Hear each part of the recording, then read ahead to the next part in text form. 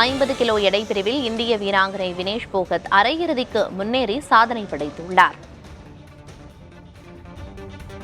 இது தொடர்பான விவரங்களை வழங்குவதற்காக செய்தியாளர் சந்தானகுமார் இணைப்பில் இருக்கிறார்.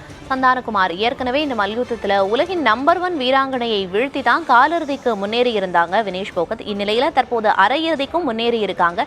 இந்த போட்டி எவ்வாறு இருந்தது? விவரம்.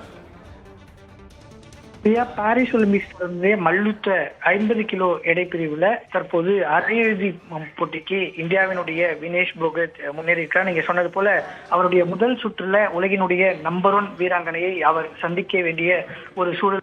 அந்த நம்பர் 1 வீராங்கனை பொறுத்த வரைக்கும் சர்வதேச போட்டிகள்ல 82 போட்டிகள்ல ஒரு போட்டிகள்ல கூட தோல்வியடையாத சூழல்ல தற்போது வினேஷ் போகத் அதில் வெற்றி பெற்று வரலாற்றை உருவாக்கி காலிறுதிக்கு முன்னேறினார். காலிறுதியில யுக்ரைன் வீராங்கனையை 7-5 என்ற கணக்கில் வீழ்த்தி தற்போது அரையிறுதிக்கு முன்னேறியிருக்கிறார். காலிறுதியை பொறுத்தவரை தொடர்ந்து முதல்ல இருந்தே வினேஷ் போகத் ஆதிக்கம் செலுத்தினால் கூட கடைசி 30 நிமிடங்கள்ல 3 புள்ளிகளை விட்டுக் கொடுத்திருந்தார்.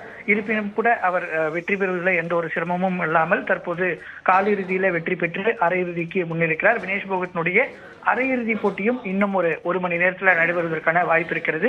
50 கிலோ இடைப்பிரிவுல அவர் இறுதிப் போட்டிக்கு முன்னேறுவதற்கான வாய்ப்பு என்பது தற்போது தொடர்ந்து அதிகரித்திருக்கிறது.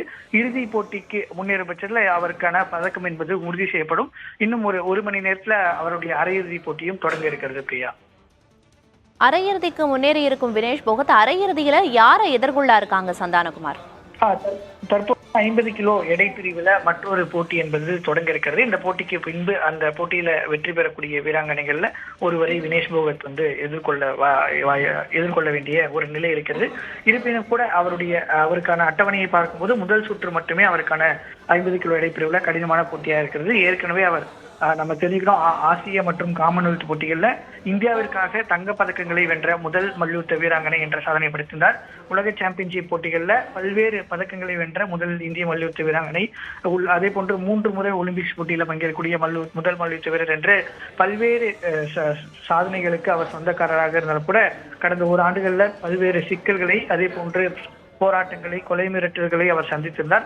அதனை தொடர்ந்து மிகப்பெரிய காயம் என்று பல்வேறு சிக்கல்களை கடந்து பாரிஸ் ஒலிம்பிற்கு வந்த வினேஷ் போகத் தற்போது அரையிறுதிக்கு முன்னேறி சாதனை படைத்திருக்கிறார். பிரியா, தற்போதைய விவரங்களை வழங்கியதற்கு நன்றி சந்தானம்.